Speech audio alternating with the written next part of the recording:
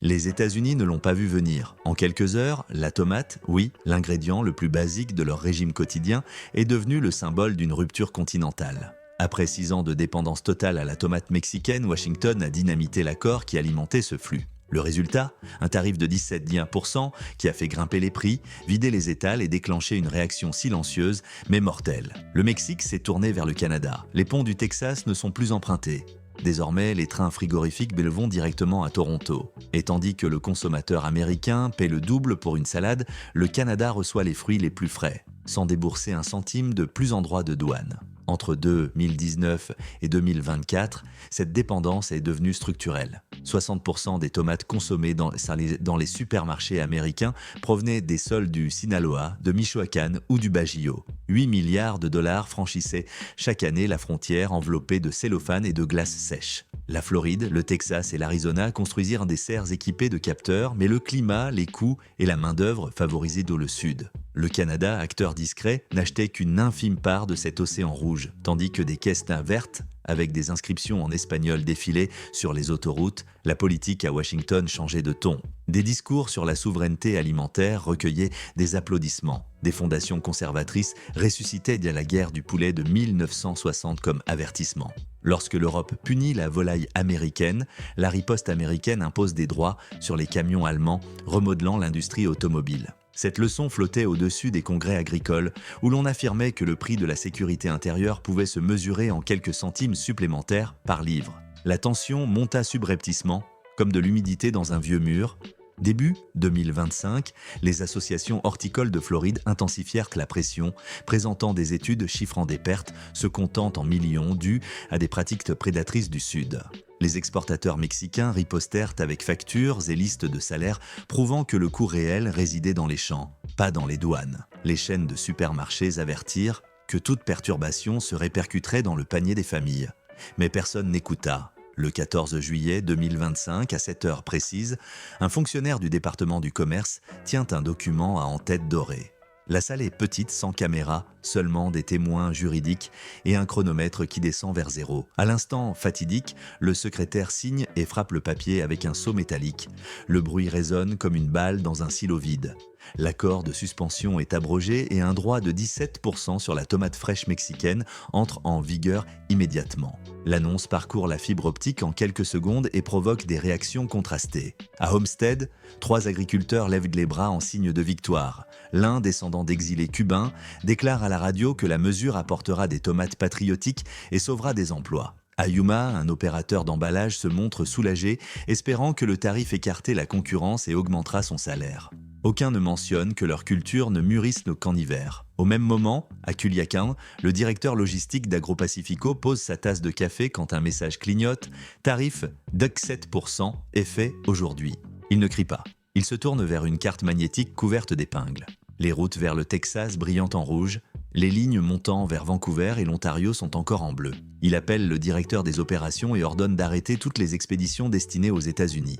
Le communiqué officiel sur le portail gouvernemental contient un paragraphe de justification « Protéger les agriculteurs nationaux ». Les commentaires même se remplissent d'ovations. « Nous allons enfin voir des prix justes », écrit un cultivateur texan. « Victoire énorme », célèbre une voix venue de Floride. Peu de questions sur le coût pour le consommateur se perdent parmi les émoticônes de drapeaux. Du Mexique, l'Agence nationale des aliments répond en 30 mots. « Nous réévaluons les routes d'exportation et nos priorités commerciales ». Aucune menace, aucun recours légal, le silence devient stratégie. Un analyste baptise cela un call pivot et l'expression devient tendance. Cette nuit-là, des trains frigorifiques en route pour Nogales s'arrêtent. Les machinistes reçoivent de nouveaux ordres, faire demi-tour et attendre une déviation. Dans les dépôts, des techniciens ajustent les soupapes pour maintenir l'atmosphère frigorifique. Dans des chats privés, apparaît un mème, une tomate avec une écharpe et un passeport canadien. Entre rires nerveux, la stratégie prend forme. Le 15 juillet, dès l'aube, Bloomberg signale une volatilité sur le marché horticole.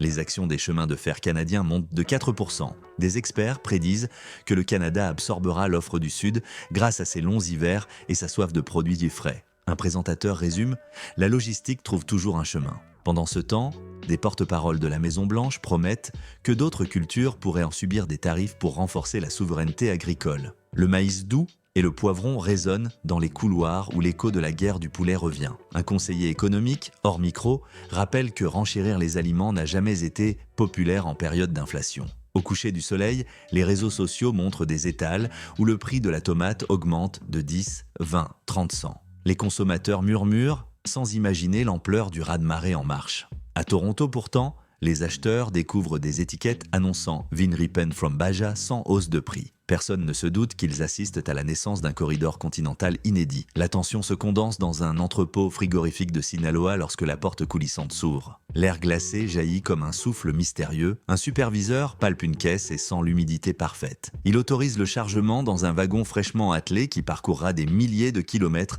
sans franchir la douane texane. Chaque mètre de rail sera un nouvel argument dans une histoire qui ne fait que commencer. Le silence qui suivit l'explosion du 14 juillet sembla d'abord être une simple pause bureaucratique. Pourtant, chaque heure, muette, fut en réalité un battement accéléré de décisions invisibles. À Mexico, l'ordre « ne pas confronter » se diffuse comme un mantra. Aucune caméra, aucun tweet, aucun recours, seulement du mouvement.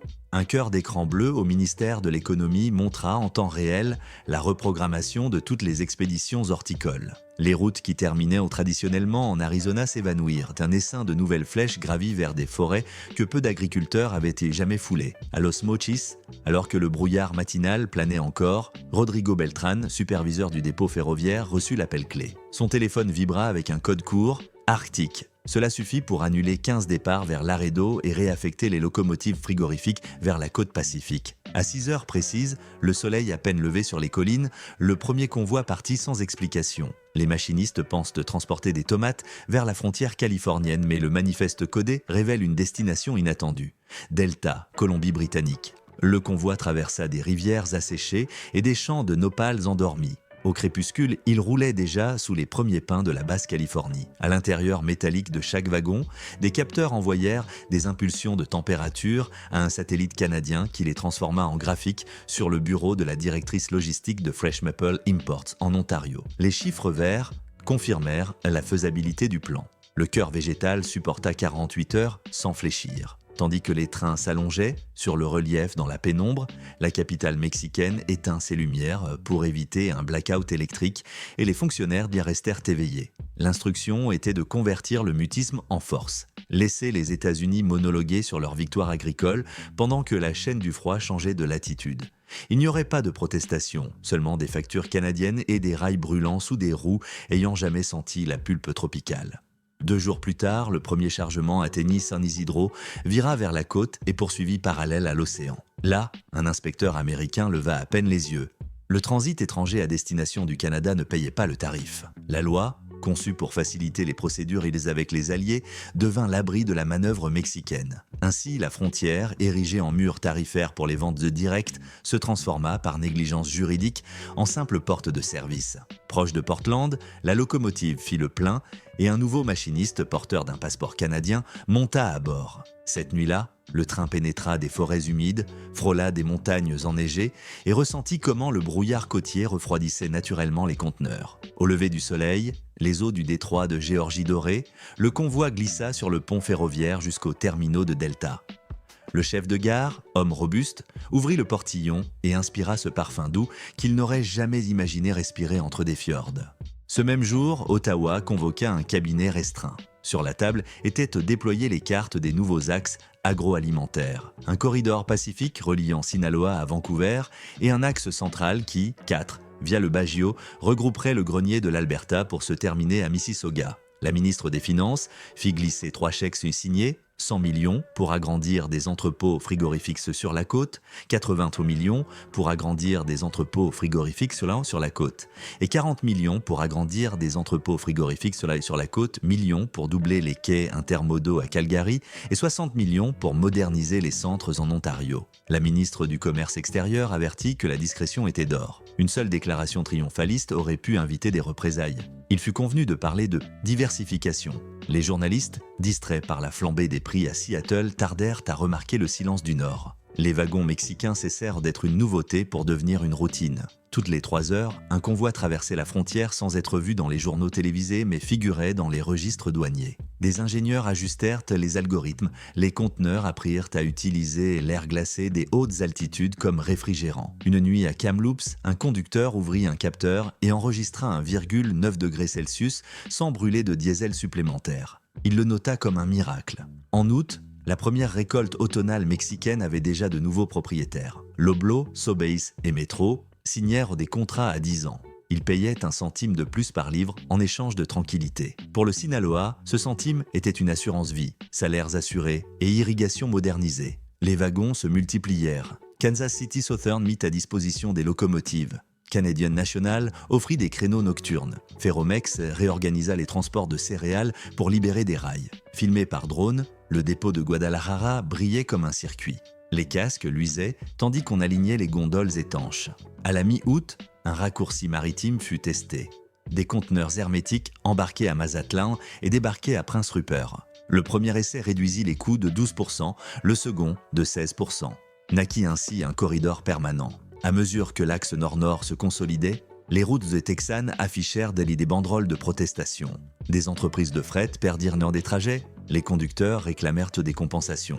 Un syndicat de Laredo dénonça que le tarif, loin de créer des emplois, vidait les itinéraires. Le rapport parvint au gouverneur, mais le mot d'ordre resta « résister ». En septembre, un record fut atteint. Le prix du litre de tomates aux États-Unis frôla les 5 $ dans le Midwest.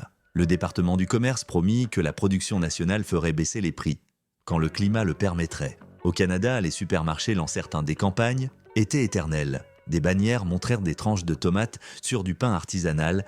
Les ventes dépassèrent les objectifs. Un chef de Vancouver évoqua une réconciliation climatique. Exploiter le soleil du Sinaloa plutôt que les fours électriques canadiens. En novembre, Ottawa inaugura le méga-centre de Mississauga. Des robots guidés par laser déplaçaient les palettes au rythme électronique. Le ministre coupa le ruban et proclama l'infrastructure une « résilience tangible ». Pendant ce temps, dans une banlieue de Détroit, une famille comptait combien de pizzas elle pourrait cuire avant que la sauce ne devienne un luxe. Décembre apporta tempête de neige et vente record au Canada. Le paradoxe des salades fraîches en plein hiver devint une marque nationale. Les États-Unis, ancrés dans une nostalgie protectionniste, découvrirent avoir perdu le monopole de la géographie continentale. La carte s'était transformée en une diagonale froide montant jusqu'aux lacs boréaux. Naquit alors une diagonale partant du Pacifique, longeant la côte et se terminant entre les lacs de l'Ontario. En clôture d'année, un auditeur canadien nota « Le tarif a fait d'un fournisseur un allié et laissé l'instigateur sur la touche ». Cette note parvint à la Maison-Blanche. Celui qui la lut comprit qu'abaisser un impôt ne suffisait plus. La confiance rompue exigeait un nouveau pont. Et les wagons continuant d'arriver comme des braises rouges sur la neige, l'hiver guettait. Le premier souffle glacial de l'automne 2025 arriva sans avertissement. Une masse d'air polaire descendit sur les prairies juste au moment où le premier lot de tomates mexicaines débarquait à Calgary. Les caisses, marquées de codes remplaçant les anciens seaux de Nogal, franchirent des portes automatiques en libérant un air sucré se mêlant au givre. Les opérateurs, emmitouflés dans des vestes thermiques, placèrent des capteurs et confirmèrent que la pulpe restait ferme, rouge et intacte. Cette donnée, apparemment banale, confirma à Ottawa que le corridor froid fonctionnait. Le pari logistique avait déjoué le calendrier. À 1500 km au sud, dans un magasin de Memphis, Clara Gonzalez contempla incrédule le nouveau prix des tomates Roma, 5,29 $ la livre. Elle se souvint qu'en juin, sa mère les achetait à 2,80 $. L'employé expliqua que les cerbères floridiennes n'étaient pas encore en production et que les produits importés étaient chers à cause des taxes. Clara soupira, toucha son portefeuille et échangea la sauce fraîche contre une boîte de purée italienne. Ce choix, répété des millions de fois dans les foyers américains, fut le premier clou invisible planté dans le récit officiel du tarif. Pour Washington, le problème cessa d'être anecdotique le 5 octobre, lorsque l'indice des prix à la consommation augmenta de 0,1 % de façon inattendue. Des économistes de la Réserve fédérale identifièrent la tomate comme le principal moteur. En conférence de presse, des porte-paroles défendirent le tarif, c'est un ajustement temporaire. Toutefois, les rapports internes eux-mêmes tenaient pour acquis que la production nationale ne comblait pas le vide et que la Floride subissait la pire infestation de thrips depuis une décennie. Pendant ce temps, à Mississauga, le nouveau mégacentre distribuait des cargaisons fraîches arrivées du Sinaloa au supermarché de l'Atlantique. La promesse, été éternelle, devint slogan marketing. Des chefs en télévision préparèrent des bruschettas en novembre vantant la voix froide du goût. Le public canadien, enchanté, inonda les réseaux de photos de salades colorées derrière des vitres enneigées. Les algorithmes de tendance couronnèrent la tomate symbole de résilience. Les États-Unis réagirent par des tentatives de confinement. Le département de l'agriculture offrit des prêts bonifiés aux cultivateurs sous serre en Arizona et des subsides introcéans pour le chauffage au gaz. Les agriculteurs acceptèrent à regret. Ils savaient que l'investissement ne porterait ses fruits qu'au printemps et que leurs marges resteraient comprimées par le manque de main-d'œuvre. Pendant ce temps, les camions continuèrent de s'arrêter à des douanes à moitié vides. L'autoroute I-35, autrefois artère majeure du flux horticole, perdit 10% de trafic en 3 mois. La pression politique monta. En novembre, une audience au sein du comité de l'agriculture du Sénat exposa 2 paniers. L'un contenant des tomates mexicaines achetées à Toronto, l'autre des tomates américaines acquises à Atlanta. Le premier coûtait 16 $ et était plus lourd. Le second, 24 $ avec des taches de soleil. Le contraste fut accablant. Le sénateur de Géorgie, auparavant défenseur du tarif, demanda de réévaluer les mesures. Mais démanteler le tarif ne suffisait plus. Le 17% avait muté l'horizon contractuel. Des entreprises canadiennes avaient signé des contrats à 10 ans avec des producteurs mexicains, garantis par des pénalités à plusieurs millions. Même si Washington supprimait l'impôt, le corridor sud-nord ne retrouverait pas son flux initial. Le commerce, comme l'eau, cherche des chenaux. Lorsqu'il en trouve un plus profond, il ne retourne pas au lit précédent. Fin décembre, la Banque mondiale publia un rapport intitulé « L'effet tomate ». Elle conclut que la confiance logistique valait mieux que l'avantage tarifaire et que les sanctions unilatérales engendraient une diversification rapide. Elle citait des précédents, la crise du maïs de 2007, lorsque le Mexique augmenta ses réserves et s'ouvrit au Brésil. La guerre du poulet qui transforma à jamais l'importation européenne de véhicules. Aujourd'hui, la tomate montrait comment un fruit pouvait redessiner la politique continentale. En janvier 2026, des tempêtes de neige fermèrent dans des cols de montagne. Toutefois, la ligne ferrée vers Prince Rupert resta opérationnelle grâce à des locomotives hybrides dotées de brise-glace. Les conteneurs mexicains arrivèrent avec seulement 2 heures de retard. Plus au sud, des camions américains restèrent bloqués sur du verglas noir au passage des cascades. Les journaux télévisés montrèrent des images parallèles, des trains avançant entre des sapins enneigés et des rangées de semi-remorques immobiles. Le public saisit la comparaison sans aide d'experts. Pendant ce temps, le Mexique découvrit des bénéfices inattendus. Le pivot froid réduisit sa dépendance au dollar. De nombreux contrats furent conclus en dollars canadiens, ce qui atténua la volatilité des changes. De plus, la modernisation ferroviaire favorisa l'exportation de baies et d'avocats via la même route. Le corridor devint une autoroute de saveurs tropicales à destination des réfrigérateurs boréaux. Février ajouta une couche symbolique. Vancouver célébra le Tomato North Rail Fest, un festival gastronomique en plein air malgré les 5 degrés en dessous de zéro. Des food trucks servaient des tacos aux tomates grillées et salsa habanero. Parmi les visiteurs, un groupe de touristes américains commenta avec résignation qu'il était moins cher de voyager au Canada pour manger frais que d'acheter dans leur propre supermarché. En mars, la Chambre des représentants vota une résolution non contraignante demandant à l'exécutif de reconsidérer le tarif. Le débat fut houleux. Certains défendèrent la protection rurale, d'autres montrèrent des tableaux d'inflation. Finalement, il fut clair que le coût politique dépassait le bénéfice agricole. Toutefois, inverser la mesure impliquait d'admettre une erreur stratégique. Personne ne voulut porter cette responsabilité en année électorale. Avril s'ouvrit avec une nouvelle qui cristallisa le nouvel ordre. La première exportation de tomates mexicaines vers l'Europe via le Canada. La cargaison partit de Vancouver dans des conteneurs ultra congelés et accosta à Rotterdam 18 jours plus tard. Bruxelles célébra l'accord, Washington fut exclu de la photo. Le fruit qui traversait autrefois des déserts voyageait désormais par mer froide, ignorant la frontière qui avait tenté de le dompter. Mais apporta un bilan pour les producteurs floridiens. Les prix intérieurs augmentèrent, oui, mais pas assez. Les coûts des intrants et de l'énergie dévorèrent les bénéfices. Certains entrepreneurs vendirent leurs terres à des parcs solaires. D'autres se tournèrent vers le chanvre industriel. Le rêve de retrouver la gloire horticole s'évapora comme la rosée d'été. Juin clôtura l'année fiscale avec des chiffres accablants. Les ménages américains payèrent en moyenne 74 $ de plus pour des légumes frais. Le Canada augmenta son PIB de 0,2 grâce à la nouvelle logistique. Le Mexique réduisit de 8 points sa dépendance commerciale au marché du Nord et gagna en réputation comme partenaire adaptable. La carte du pouvoir alimentaire pivota de quelques degrés et l'axe Dallas-Chicago céda du terrain à Toronto-Vancouver.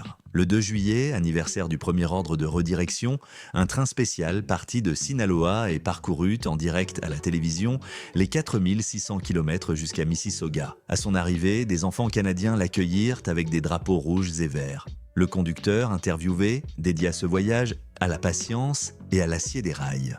Aucune mention du tarif ne fut faite.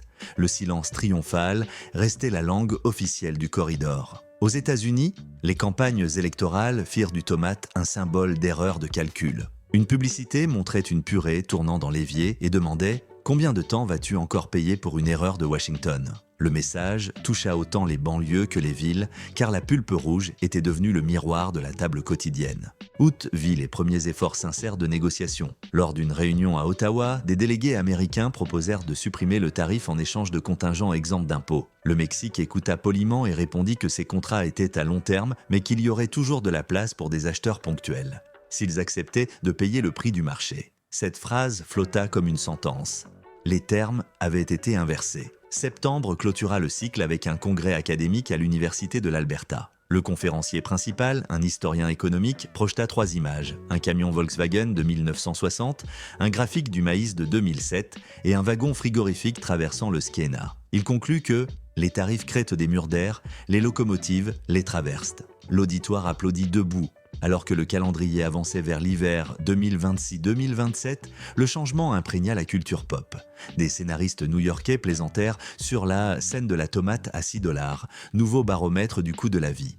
Des chanteurs country chantèrent sur les camionneurs ayant perdu leur route et transportant désormais leur cargaison jusqu'à Vancouver. Au Canada, un documentaire de la CBC montra comment l'humidité du Pacifique et la douceur sinaloenne se mélangent dans une recette fusionnant poutine et picot de galop. Même les commentateurs sportifs remarquèrent qu'au match de hockey, les nachos étaient accompagnés d'une sauce plus fraîche qu'au match de la NBA. Cela devint viral. Aujourd'hui, le cœur rouge qui initia ce voyage a bouclé un cercle de fer et de givre. Entre la première signature de 2019 et le rail qui traverse aujourd'hui les fjords, s'élève une leçon aussi claire que dure. Les chaînes de valeur sont des organismes vivants capables de muter en quelques semaines quand la politique oublie que l'économie est de l'eau cherchant la pente. Le tarif de 17% voulait ériger un barrage. Il trouva des ingénieurs qui, en silence, creusèrent un canal alternatif. Et en changeant de rivière, la tomate entraîna camions, locomotives, monnaie, emploi et discours, renvoyant à chaque acteur la facture de son propre calcul. En regardant en arrière, on découvre 3 moments clés. Premièrement, la foi en un accord qui avait rendu 2 marchés siamois et endormi l'imagination logistique. Deuxièmement, le coup de juillet qui secoua cette léthargie et sema, presque sans discours, la graine de la diversification. Troisièmement, la consolidation d'une diagonale froide reliant océan et forêt, redessinant les routes de la nourriture et, avec elle, la géographie du pouvoir en Amérique du Nord. Chaque instant fut marqué par des silences plus éloquents que n'importe quelle conférence de presse. Aujourd'hui, les États-Unis débattent encore si le tarif fut une victoire ou un boomerang. La Floride calibre ses lampes de serre tandis que Memphis remplace la sauce fraîche par des conserves. Le Mexique repose moins sur un seul client et plus sur la fiabilité de ses rails. Le Canada, discrètement, transforme sa carte en un pont permanent entre tropique et toundra. Personne n'est sorti indemne. Tous ont appris que la confiance est un fardeau périssable. Que reste-t-il ? Il reste le bourdonnement constant des locomotives hybrides, nous rappelant que la technologie ne demande pas de passeport quand elle trouve l'efficacité. Il reste des contrats à 10 ans qui attachent la tale à pulpe rouge au frigo Boréo et démontrent que la parole écrite pèse plus que n'importe quel mur. Il reste des foyers ayant ajusté leur menu et des transporteurs ayant trouvé de nouvelles routes. Leurs histoires d'ajoutant au hasard s'ajoutent à un dossier de crise qui, comme la guerre du poulet ou la paranoïa du maïs, finit toujours par écrire des innovations que personne n'avait imaginées. Mais surtout, il reste une question qui bat à chaque gare. Quel sera le prochain produit à ouvrir un nouveau canal ? Si la leçon est comprise, il ne sera peut-être pas nécessaire de répéter l'expérience avec les avocats, les baies ou les microprocesseurs. Si elle est ignorée, la carte bougera à nouveau, comme l'eau qui trouve des fissures sous le barrage. La décision, comme toujours, ne réside pas dans le fruit mais dans les mains qui signent les décrets en croyant que la nature du commerce se plie par décret. Ainsi se clôt ce récit. Un fruit simple a démontré que la souveraineté alimentaire ne se défend pas avec des marteaux, mais avec des liens stables, que la mondialisation ne cesse pas, elle change seulement de voie, et que chaque tarif écrit, malgré lui, le scénario du prochain corridor. Là où certains virent un impôt, d'autres lurent une opportunité. Là où un applaudissement nationaliste retentit, naquit un festival binational. Là où un mur fiscal s'éleva, fleurit une prairie de rails. Écoutez le sifflet perdu dans les montagnes. Cet écho porte les graines de tomates qui ne reviendront jamais à la même frontière. Peut-être que la prochaine fois que nous tiendrons un fruit rouge en main, nous sentirons sur sa peau la distance de milliers de kilomètres et l'inertie de décisions prises loin de la cuisine. Alors, nous comprendrons que, dans le réseau alimentaire, chaque bouchée vote et chaque assiette raconte une histoire de train, de douane et de silence. Et nous saurons enfin que les tomates voyagent plus vite que les idéologies. Car à la dernière bouchée restera la certitude qu'aucun tarif exorbitant ne peut arrêter une idée dont l'infrastructure est prête à rouler. Et restera, pour qui veut écouter, le murmure métallique d'un rail qui dit